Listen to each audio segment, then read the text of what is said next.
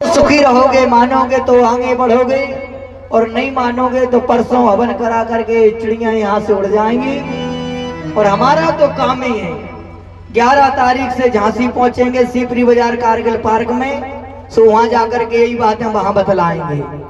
क्यों? बोले हमारा तो काम ही है। लाडली राधा रानी ने यही काम सौंप रखो है कि जाके प्रचार करो, समझाओ, माने सो ठीक है और ना माने सो ठीक है। जैसे डॉक्टर ने जो जातो है मरीज, तो डॉक्टर का क्या परहेज करने पड़ेगा, कहते कि नहीं कहते? और परहेज नहीं करोगे तो बार बार जाओगे डॉक्टर को, तो डॉक्टर को तो फायदा ही है कि नहीं है? घाटे में तो डॉक्टर जाता नहीं, पर वो कहता परहेज करोगे तो जल्दी आराम मिल जाएगा, और परहेज नहीं करोगे तो बार बार आना पड़ेगा। मानोगे तो कम करना पड़ेगा। क्या? पूरे भागवत कम करानी पड़ेगी। हाँ, कम सुनने भी जाना पड़ेगा। और नहीं मानोगे, सास ससुर भूखे बैठे हैं, दादा भाई एक एक रोटी खा बैठे, रंगो भी आ रहे हैं, कदम सुन जा रहे बैठे, तो कछु ना होने फिर। हाँ, मानोगे तो बहुत आगे जाओगे, और नहीं मानोगे तो आगे जावे गिर गए पीछे को आओगे।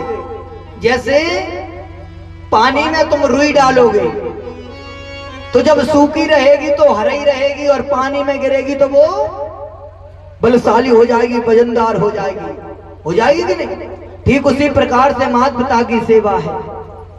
दिखने में बहुत हरी है, नाम के समान, और जब करोगे नहीं तो वही रुई में जैसे पानी भर जाता, भारी हो जाती, वैसे ही हो जाएगा। आज वही मेरे कन्हैया ने यशोदा मैया से कहा कि मैया मेरी वजह से तेरी आंखों में आंसू आए, ठीक बात नहीं। और सुखदेव जी कहते कि राजन आज कन्हैया मैया को समझाते, मैया कन्हैया को समझाती, और प्रातः काल हो गया, सुबह हो गई। कन्हैया गए, और कन्हैया ने जाकर के पहली बार आज अपने हाथों से श्रृंगार किया। कन्हैया ने पहली बार अपने हाथों से वह वस्त्रों को धारण किया।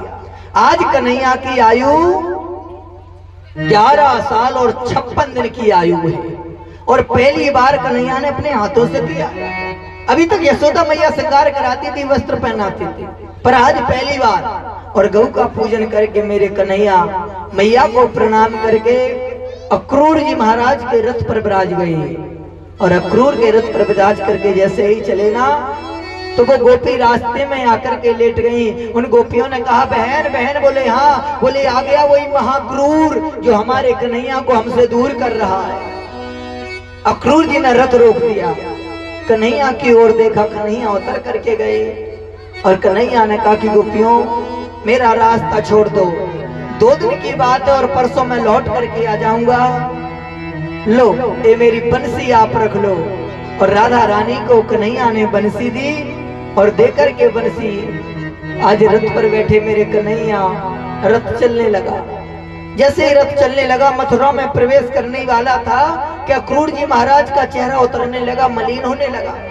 कन्हैया ने कहा क्या बात है काका, आपका चेहरा क्यों उतर रहा है? अक्रूर जी ने कहा कि सब ब्रजवासी तुमसे इतना प्रेम करते हैं, और तुम वहां जाओगे और कहीं कंस ने तुम्हारे साथ कहीं से कुछ कर दिया तो मैं क्या जवाब दूंगा, मैं क्या बोलूंगा? कन्हैया ने कहा रथ यहीं रोक दो। और जैसे रथ रोका, यमुना में मेरे कन्हैया गए, डुबकी लगाई, बाहर निकले, और एक रूप से रथ पर बैठे, दूसरे रूप से वह यमुना में खड़े। अक्रूर जी ने कहा बस प्रभु मैं समझ गया, वो कंस क्या, तुम्हारा कोई कुछ नहीं बिगाड़ सकता। कन्हैया आए, रथ पर बैठे, मथुरा में पहुंचे। अक्रूर ने कहा मेरे घर कब आओगे? बोले जब मैं अपना कार्य सिद्ध कर लूंगा तभी तुम्हारे घर आऊंगा। एक काम करो काका। बोले क्या? बोले मैं आप मेरे बाबा को साथ में ले जाओ। अक्रूर जी ने नंद बाबा को लिया और चले गए। जैसे मेला में प्रवेश कर देखो बहने, बलराम जी ने कहा भैया? बोले हाँ। बोले जा मेला में सब सजे धजे घूम रहे हैं और हम ऐसे ही फिर रहे हैं। कन्हैया ने कहा तो पतो करो धोबी घाट कहाँ है, और पतो करो सब पहुंच गए। कन्हैया ने कहा ए धोबी मामा, मामा। धोबी ने कहा तू भांजा और मैं मामा, कहाँ से? बोले गांव को एक मामा हो तो पूरा गांव मामा हुए। कौन है तेरा मामा? बोले कंस मेरे मामा है। अच्छा तू कन्हैया है, गाय को चराने वाला, छाछ से पेट भरने वाला, पोखरों का पानी पीने वाला। कन्हैया ने कहा अच्छा बहुत बोल रहा है। और कन्हैया ने गुस्सा बनाया, अवसर में दिया सो एक में गोविंदा नमो नमा हो गई। बोले पहन लो अपने अपने मन के कपड़ा। अब कहाँ कंस हष्टपुष्ट और कहाँ कन्हैया 11 साल के कपड़ा पहने सो अब जाए। मनसुखा बोलो भैया, बोले हाँ, बोले जा से पैर ही अच्छे हते, अब तो ऐसा लग रहा हो जो नगर पालिका बारे हो हैं, झाड़ू लगती जा रही, सब कचरा जा रहा। कन्हैया ने कहा देखते हैं कछु कि आगे पहुंचे दर्जी था। दर्जी ने कहा भैया जी कपड़ा उतार दो। मनसुखा बोलो का उगार पुगारे जाएंगे मेला में? नहीं नहीं, बोले बढ़िया फिटिंग कर देता। हाँ कर दो कर दो। कपड़ा उतार दिया, बढ़िया फिटिंग हो गई। कन्हैया को इशारो दियो कछु दे दो जाए। कन्हैया ने कहा आशीर्वाद है, ये देखो कपड़ा होगा वासन डेवड़ी दुगनी तुम्हारी सिलाई होगी, खूब आशीर्वाद है। और सज्जनों यही है वृंदावन में, बगलबंदी 500 में और 350 में सादा कुर्ता सिलती। जितने को कुर्ता नहीं उतने की सिलाई ले रहे। कन्हैया की कर पाओगे दर्जियन के ऊपर आगे को बढ़े। मनसुखा बोलो भैया कपड़ा तो हो गए? बोले हाँ। बोले 2-4 माला और होने चाहिए घरे में। कन्हैया ने इधर उधर देखा तो सुदाम नाम का माली जा रहा था। कन्हैया ने कहा ए माली भैया हमारा हम माला पहनाओ, क्यों नहीं अभी लो। और सुदाम नाम के माली ने बढ़िया माला पहनाई। सुदाम नाम के माली ने कहा प्रभु मेरे घर कब आओगे? बोले मैं अपना पहले कार्य सिद्ध कर लूं। कन्हैया वहां से आगे बढ़े। बलराम जी ने कहा भैया कपड़ा हो गया, माला हो गई, माथे पे थापक धुआ चंदन और चाहिए तो। अच्छा बोले हाँ देखते हैं कि देखा कि सामने से कुब्जा जा रही थी। कन्हैया ने कहा ए सुंदरी सुंदरी। सीदामा बोलो क्या बात है, पटवाओगे का कन्हैया? बात सुंदर है नहीं, तुम बात से सुंदर कह रहे हो और तुम जहां से सुंदर कह रहे हो सब गड़बड़ है जाएगी। कन्हैया ने कहा रखो तो सरी, तुम का जानो महिलाओं में कितना दिमाग होते, रुको। अच्छा बोले हाँ आने दो। और सज्जनों यही बात सत्य।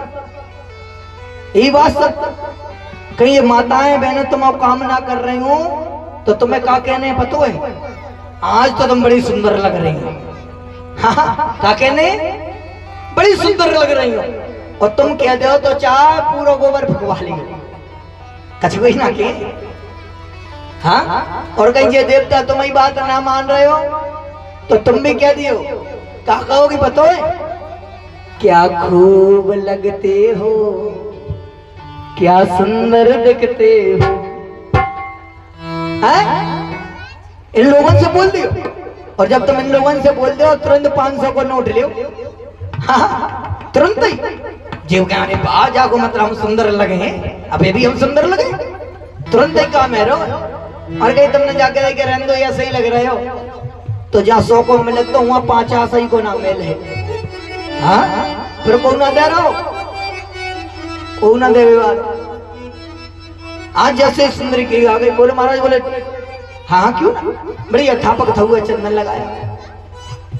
बलराम जी ने कहा कछु दे दो। बोले अबे हाल लो। और कन्हैया ने खूब जाके सीधे हाथ को अंगूठा पकड़ो, सीधे पैर के अंगूठा पे अंगूठा बैठ लगाओ और 2 चक्कर माए लगाए तो कुब्जा सुंदर सी 16 वर्ष की बन के युवती हो गई। बोलिए भक्तवत्सल भगवान की जय हो। सुंदर सी युवती हो गई। कुब्जा ने कहा प्रभु मेरे घर कब आओगे? बोले मैं कंस का उद्धार कर दूं उसके बाद आऊंगा। आज मेरे परमात्मा आगे को बढ़े, जैसे बढ़े गोपियों ने देखा, वहां की बहुओं ने देखा, मेरे परमात्मा आगे गए। जो धनुष रखा था उस धनुष को तोड़ दिया और धनुष को तोड़ करके रंग भूमि पर जा रहे थे कि कंस ने वह कुबलिया पीड़ नाम का हाथी मदरा पान करा के द्वार पर खड़ा कर दिया। आज बलराम जी सूंड पकड़ ऊपर पहुंचे, घूसा बनाकर मस्तक में दिया और एक में ही गोविंदाय नमो नमः हो गए। मेरे परमात्मा आज रंग भूमि पर पहुंचे तो मुष्टिक के साथ मेरे कन्हैया का युद्ध होना शुरू हुआ और चाणूर के साथ बलराम जी का युद्ध होना शुरू हुआ। युद्ध होते होते मेरे कन्हैया ने बलराम जी को इशारा दिया और बलराम जी ने लेकर के घुमा करके चाणूर को पटका तो एक गोविंदाय नमो नमः हो। मेरे कन्हैया ने लेकर के मुष्टिक को पटका तो मुष्टिक का भी उद्धार हो गया। सवा सिंहासन चढ़ ऊपर पहुंचे मेरे कन्हैया और जाकर के कंस के बाल पकड़ लिए, केस पकड़ लिए। कंस ने कहा छोड़ लाला, मुझे कष्ट हो रहा, मुझे पीड़ा हो रही। कन्हैया ने कहा याद करो उस दिन को जब तूने मेरी माँ के बाल पकड़ के रथ से नीचे फेंका था। क्या मेरी माँ को पीड़ा नहीं हुई होगी जो आज तुझे हो रही? और वही सिंहासन से नीचे फेंक दिया। जैसे ही नीचे फेंका मेरे परमात्मा ने आकर के ना बलो ना कृसे कृत्वा ना बलम ना बलाम्बरः लीलाए व्योमते मेरा शंभु भेद समोश्वरा। आज मेरे परमात्मा ने 2400 अवतारों के दर्शन कराए और सीधे पैर से वह कंस की छाती पर प्रहार किया और कंस की गोविंदाय नमो नमः हो गई। बोलिए कंस मर्दन भगवान की। उद्धार किया कंस का, मंत्री को बुलवाया, महाराज उग्रसेन को कारावास से बाहर निकलवाया और कारावास से बाहर निकलवाने के बाद में वह राज तिलक की बात आई तो महाराज उग्रसेन ने कहा कि आपने यह सिंहासन जीता है, इसके आप अधिकारी हो। कन्हैया ने कहा नहीं, आप सिंहासन हारे नहीं हो, आपसे छल के साथ छीना गया, आप ही बैठिए और आपकी कारावास में मेरे माता पिता कैद हैं, समय कम। महाराज उग्रसेन को राज तिलक किया, मुकुट अर्पण करवाया और वह गए। जाकर के वह द्वारपाल वसुदेव जी महाराज की हथकड़ियों को खोलने लगे। कन्हैया से रहा नहीं गया तो अपने मुख के द्वारा, दांतों के द्वारा देव की मैया की भी वह हथकड़ियां हाथों से खोलने लगे, दांतों से खोलने लगे और वह इधर उधर खोलने लगे। और जैसे ही खोली ना तो वह देव की मैया ने कहा कन्हैया, जब मैंने तुम्हें देखा था ना तब आप छोटे से थे, आज आप इतने बड़े हो गई। कन्हैया ने कहा हाँ मैया। देव की मैया ने कहा कन्हैया, मैंने तुम्हें दूध पान नहीं करा पाया, मैंने तुम्हें गोदी में नहीं खिला पाया, उस पापी ने मेरे पुत्रों को मार डाला। कन्हैया ने कहा मैया चिंता मत करो। और मेरे कन्हैया गए, मरे हुए 6 पुत्र लेकर के आए और वह देव की मैया को दिए। देव की मैया ने दूध पान कराया, प्रेम किया। समय निकलते कन्हैया उन पुत्रों को वापस करे आया। समय निकला और थोड़ा सा समय निकला, महाराज उग्रसेन ने वसुदेव जी महाराज से कहा कि हमें कन्हैया को पढ़ाना लिखाना चाहिए। और आज वही कन्हैया को उज्जैन सांदीप मुनि के आश्रम में भेजा और सांदीप मुनि के आश्रम में पहुंचे और वहीं सुदामा जी महाराज से भेंट हुई, जो कि कल कथा बड़े विस्तार से आएगी। और 64 दिन में, मात्र 64 दिन में सारी विद्या का पान कर लिया और गुरुमा के लिए मरा हुआ पुत्र गुरु दक्षिणा में दे दिया और देकर के वह मथुरा गए। सुखदेव जी कहते कि राजन, आज देव की मैया बड़ी प्रसन्न है, मेरा पुत्र विद्या अर्जन करके आ गया। और वही मैया गई सो थाली में बढ़िया भोजन रख लिया और एक तरफ माखन मिश्री रख ली। जैसे ही कन्हैया ने माखन मिश्री को देखा सो रोना शुरू कर दिया। देव की मैया वसुदेव जी के पास आई और वसुदेव जी से कहा कि बताओ ये कन्हैया रो रहा है। वसुदेव जी ने कहा कि देवी मैं उसके स्वभाव से परिचित नहीं हूँ, हाँ उसका मित्र है उद्धव, और उद्धव से हम जब कहेंगे ना तो उद्धव जाएगा और उद्धव अपने मन की बात बोलेगा, वो अपने मन की बात बोलेगा। एक दूसरे से मित्र अपने मन की बात बोल लेते हैं और हम उद्धव से पूछ लेंगे कि ये रो क्यों रहा है, ये रो क्यों रहा है, कारण क्या है रोने का। आज उद्धव को भेज दिया। जैसे ही उद्धव गए, उद्धव ने जाकर के कहा कि कन्हैया तुम रो रहे हो, एक नारायण एक ईश्वर की आंखों में आंसू। कन्हैया ने कहा क्या करूं उद्धव, ऊदो मोई ब्रिज बिसरत नाई, हंस सुता की सुंदर कलवन, ऊदो ब्रिज मोई बिसरत नाई। ऊदो वो ब्रिज मुझे याद आ रहा है, ऊदो वो ब्रिजवासी मुझे याद आ रहे हैं, गाय बछड़ा गोपी मुझे याद आ रहे हैं। उद्धव ने कहा तो याद क्यों करना, याद मत करो। कन्हैया ने कहा उद्धव याद उन्हीं की आती है जो याद हमें करते, याद उनकी नहीं आती जो याद हमें नहीं करते। उद्धव वो मुझे याद करते इसलिए मुझे भी उनकी याद आ रही है। उद्धव ने कहा तो क्या करूं, बोले आप मथुरा जाओ और मथुरा जाकर के उन गोपी ग्वालों को समझा करके आओ कि मुझे याद ना करें, और जब वो मुझे याद नहीं करेंगे ना तो मुझे भी उनकी याद नहीं आएगी। उद्धव ने कहा कि कन्हैया मैं जाऊंगा पर 2 घड़ी से ज्यादा ठहरूंगा नहीं। कन्हैया ने कहा जाओ, मेरा पीताम्बर डाल करके जाना, मेरा मोर मुकुट बांध करके जाना। आज उद्धव जी महाराज तैयारी करने लगे वृंदावन जाने की। सुखदेव जी कहते कि राजन एक ब्रजवासी था ना, वो छुप करके बैठे हुए था और वो ब्रजवासी आए, भैया तुम छुप करके क्यों बैठे हो?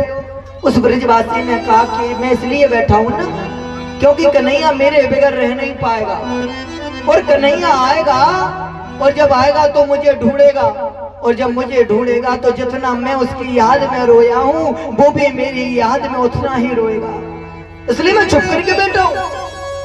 उन ब्रजवासियों ने उस ब्रजवासी को उठा लिया, अपने हृदय से लगाया। अरे भैया वो आने वाला नहीं है, कहीं वो आने वाला होता तो अब तक आ गया होगा। ब्रजवासियों की आंखों पे आंसू आ गए और ब्रजवासी कहते भैया हमने कन्हैया को अपना समझा था पर वो अपना नहीं निकला। आज जिसे अपना समझा उसने ही अपने को धोखा दे दिया है, उसने ही धोखा दिया। हाँ सुबह आ जाते, रास्ते में खड़े हो जाते, राह देखते, मथुरा की ओर निगाहें रहती, कन्हैया कब आ जाए, किस समय आ जाए, पैदल आ जाए, रथ से आ जाए, केवल नजर रहती है मथुरा के रास्ते की तरफ, निगाहें रहती कि आज निगाहें थी। उद्धव जी महाराज का रथ पास में आने को हुआ और जैसे ही हुआ ना, एक ब्रजवासी कहता भैया भैया रथ आ रहा है, रथ और पास में आ गया। दूसरा बोला भैया भैया मोर मुकुट दिखाई दे रहा है, पीतांबर वायु में उड़ रहा है, रथ और पास में आ गया। और जैसे ही रथ पास में आया ना तो ग्वाला नहीं बोल पाए, ब्रजवासी नहीं बोल पाए। उद्धव ने पूछ लिया ये बताओ नंद महल कहाँ है?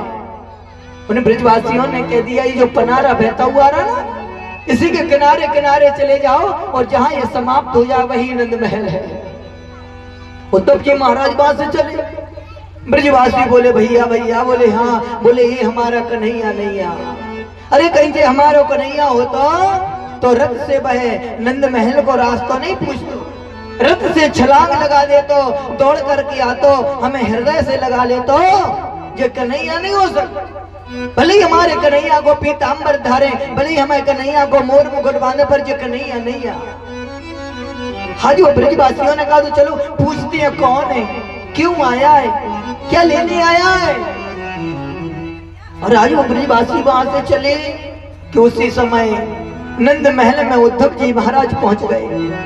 और जैसे उद्धव जी पहुंचे ना तो उद्धव जी ने कहा बाबा मैया, ए मैया।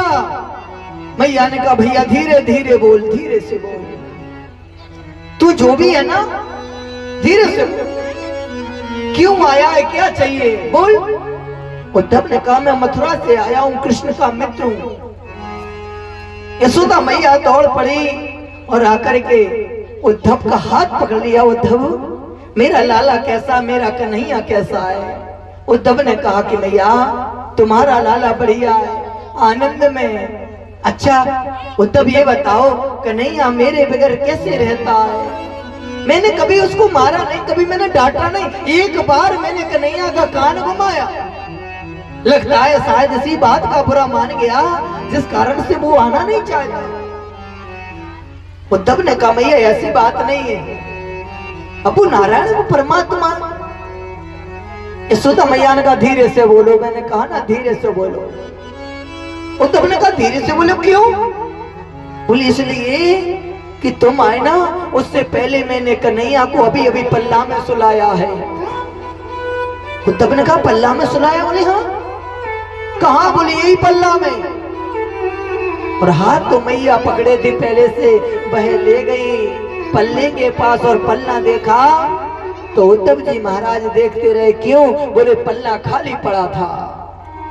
यशोदा मैया ने कहा कि कन्हैया इसी पल्ले में कन्हैया लेटता था, इसी पल्ले में सोता था, इसी पल्ले को मैं झुलाती थी और आज ये पल्ला खाली पड़ा है। उद्धव ने कहा कि मैया मैं जाऊंगा और जाकर के वह समझा करके लेकर के जरूर लाऊंगा। मुझे ये बताओ कि गोपी ग्वाला गाय बछड़े कहाँ मिलेंगे? मैया ने कह दिया सब यमुना के किनारे मिलेंगे, जाओ। और जहां गोपी खड़ी थी ना उद्धव जी उन गोपियों के पीछे जाकर के खड़े हो गए कि मैं सुनूं इनके मन में क्या चल रहा है। ये गोपी ने कहा कि हे लाडली जू, आज मुझे कन्हैया ने स्वप्न दिखाई दिया और वह स्वप्न में माखन की चोरी कर रहे हैं। दूसरी गोपी बोली, बहन आज मुझे कन्हैया स्वप्न में दिखाई दिए और गिरिराज को पुजवा रहे हैं। तीसरी गोपी बोली, बहन आज मुझे कन्हैया स्वप्न में दिखाई दिए कि बछड़ों को चरा रहे हैं। एक गोपी बोली, बहन कन्हैया मुझे स्वप्न में दिखाई दिए कि कालिया नाग के मस्तक पर वह तांडव कर रहे हैं। सब गोपियों ने अपना अपना स्वप्न सुनाया। उन गोपियों ने कहा कि हे लाडली, हे राधा रानी, आपको कौन सा स्वप्न आया, आप बताओ ना। राधा रानी ने कहा कि धन्नो बहनों तुम, जो तुम्हें नींद आ जाती है और नींद में वो स्वप्न में दिखाई देता है। अरे मैं तो इतनी बड़ी पापिनी हूँ कि जिस दिन से मुझे छोड़ करके गया है उस दिन से नींद नहीं आई, और जब नींद नहीं आई तो स्वप्न आने का कोई कारण नहीं बनता। आप स्वप्न में देख लेती हो पर मुझे स्वप्न ही नहीं आया। तो तब पीछे खड़े धड़ाम से आगे पहुंच गए और कहा, गोपियों वो नारायण है, वो ईश्वर, वो परमात्मा है। गोपियों ने कहा, आप कौन हो और क्या जानते हो हमारे कन्हैया के बारे में? और उद्धव ने कहा, मैं मित्र हूं, मैं सखा हूं, कृष्ण से सखा किंचित, मैं उसका सखा हूं। तुम्हारे मन में जो भी संशय हो ना मुझे बताओ, क्यों रो रही हो, उसे क्यों याद कर रही हो? ये तो तुम्हारा सौभाग्य रहा कि तुम्हारे बीच में रहा। वो नारायण, वो परमात्मा है, वो ईश्वर है। उन गोपियों ने कहा, वो नारायण है, वो परमात्मा है, वो ईश्वर। बोले हाँ। गोपियों ने कहा, तो ये बताओ नारायण परमात्मा किसी ग्वाला की जूठी कड़ी को चाटता है क्या? तुम्हारी परमात्मा ने चाटे? परमात्मा के हाथ में सब कुछ होता। बोले हाँ। तो बोले बंसी से कुआं को क्यों खोदा? अरे इंद्र से पानी बरसवा लेता। तुम्हारा परमात्मा है तो क्या परमात्मा बछड़ों को चराता है? तुम्हारा परमात्मा है तो हमारी थोड़ी सी छाछ पर नाचता है? क्या ये परमात्मा के लक्षण है? उद्धव ने कहा कि तो परमात्मा ने लीला की है और वो लीला कुछ भी कर सकते हैं, वो योग से मिलते हैं, योग से। गोपियों ने कहा, योग से? बोले हाँ। योग कैसे किया जाता है उद्धव? बोले बैठ जाओ लाइन से। गोपी बैठ गई लाइन से। बोले नेत्र बंद कर लो। गोपियों ने नेत्र बंद कर लिए।